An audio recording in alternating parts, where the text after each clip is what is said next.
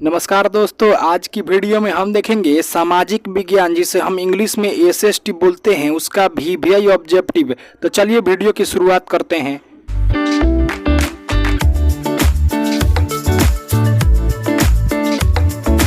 पहला हमारा क्वेश्चन बोलता है कि गौरीबाल्डी पेशे से क्या था। जल्दी बताइए, ये जो गौरीबाल्डी था वो पेशे से क्या था। ए ऑप्शन है नाविक, बी ऑप्शन है डॉक्टर, सी ऑप्शन है व्यापारी या डी ऑप्शन है इंजीनियर। तो आपको बताना है कि गौरीबाल्डी पेशे से क्या था। तो गौरीबाल्डी पेशे से एगो नाविक था। तो हमारा ए ऑप्शन बिल्कुल सही हो जाएगा। ये देखते हैं अगले प्रश्न को। अगला प्रश्न क्या बोलता है, मेजनी का संबंध किस संगठन से था।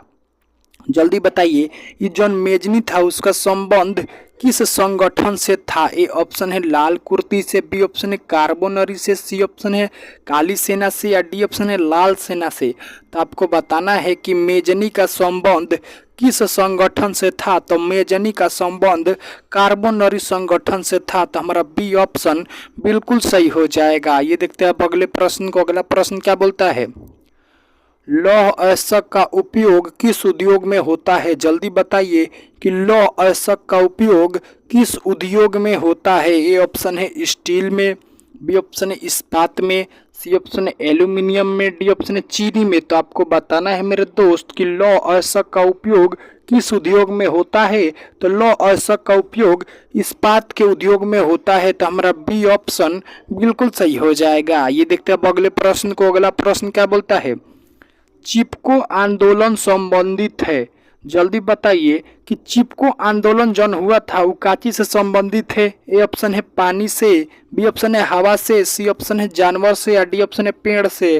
तो आपको बताना है कि चिपको आंदोलन संबंधित है। तो चिपको आंदोलन भाई पेड़ से संबंधित है। तो हमारा डी ऑप्शन बिल्कुल सही हो जाएगा। आइए देखते हैं अब अगले प्रश्न को। अगला प्रश्न क्या बोलता है, 15वीं लोकसभा चुनाव कब हुआ। जल्दी बताइए कि 15वीं लोकसभा का चुनाव कब हुआ था। ए ऑप्शन है 2005 में, बी ऑप्शन है 2007 में, सी ऑप्शन है 2009 में और डी ऑप्शन है 2010 में।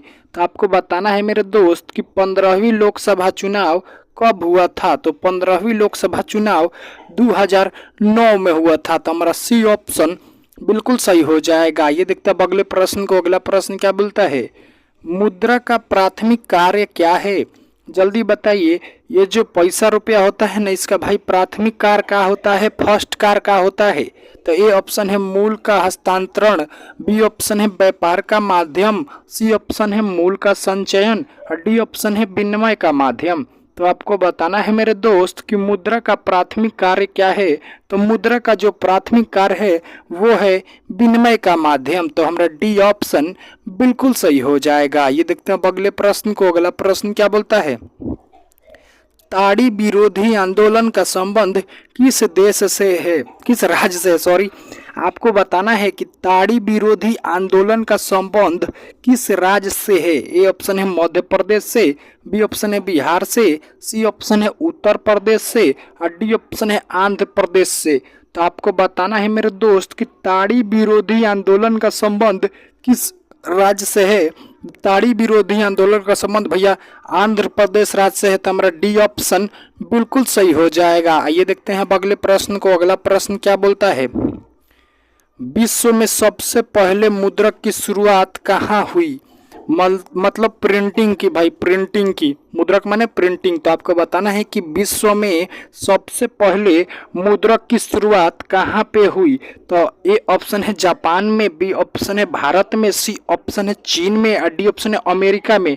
तो आपको बताना है मेरे दोस्त कि विश्व में सबसे पहले मुद्रक की शुरुआत कहाँ हुई। तो विश्व में सबसे पहले मुद्रक की शुरुआत चाइना में हुई। आपको याद रख लेना है सबसे पहले प्रिंटिंग की शुरुआत कहाँ हुई, तो चाइना में। तो आइए देखते हैं अब अगले प्रश्न को। अगला प्रश्न क्या बोलता है, किस प्राकृतिक संसाधन का भंडार सीमित है।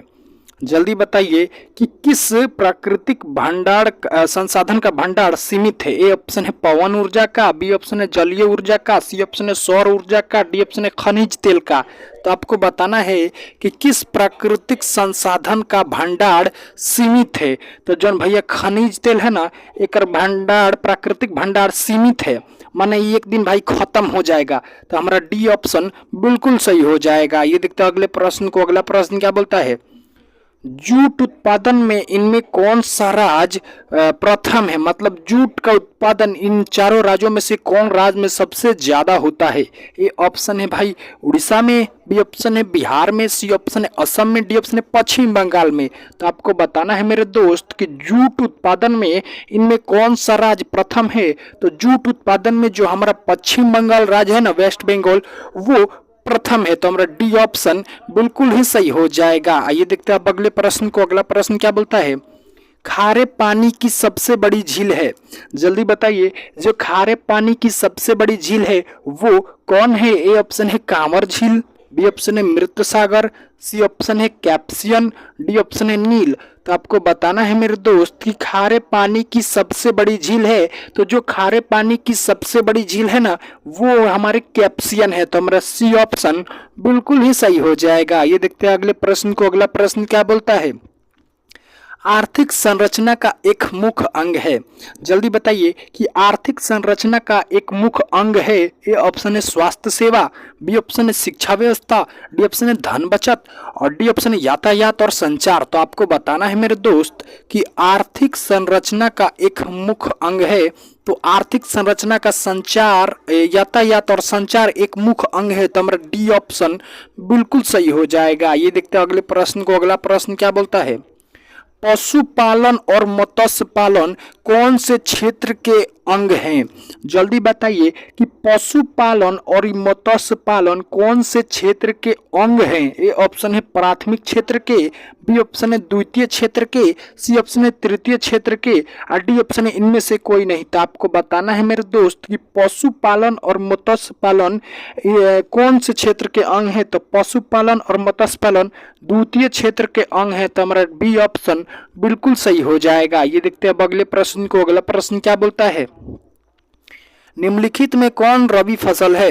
ये भाई 2022 में पूछा गया था कि निम्नलिखित में कौन रबी फसल है। ए ऑप्शन है कपास, बी ऑप्शन है हल्दी, सी ऑप्शन है चना, डी ऑप्शन है चावल।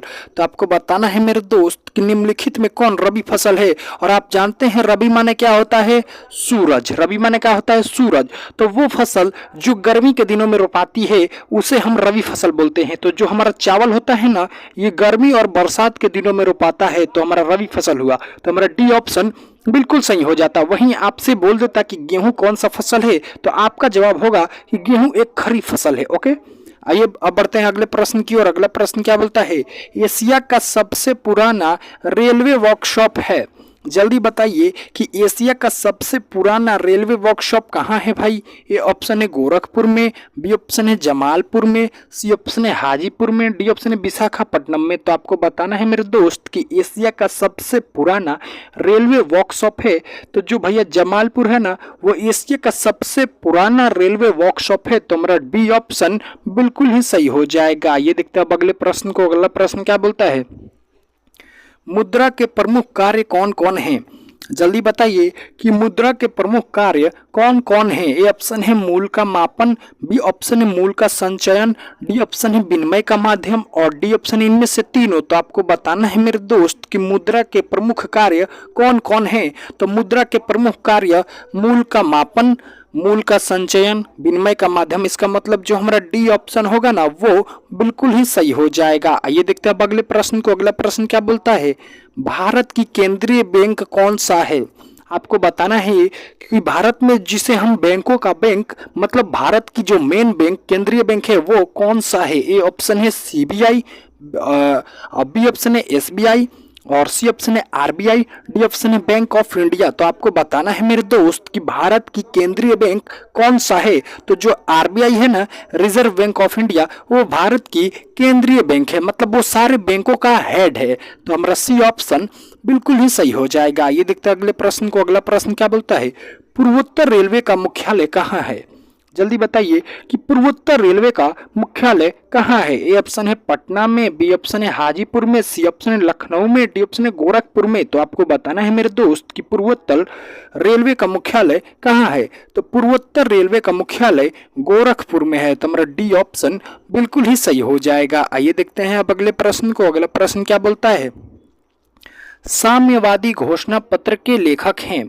जल्दी बताइए कि साम्यवादी घोषणा पत्र के लेखक कौन हैं? ए ऑप्शन है लेनिन, बी ऑप्शन है मेजनी, सी ऑप्शन है क्वांग, डी ऑप्शन है कार्ल मार्क्स। तो आपको बताना है मेरे दोस्त कि साम्यवादी घोषणा पत्र के लेखक कौन है। तो साम्यवादी घोषणा पत्र के लेखक कार्ल मार्क्स हैं। तो हमारा डी ऑप्शन बिल्कुल ही सही हो जाएगा। आइए देखते हैं अगले प्रश्न को। अगला प्रश्न क्या बोलता है, एक्ट ऑफ यूनियन किस वर्ष पारित हुआ?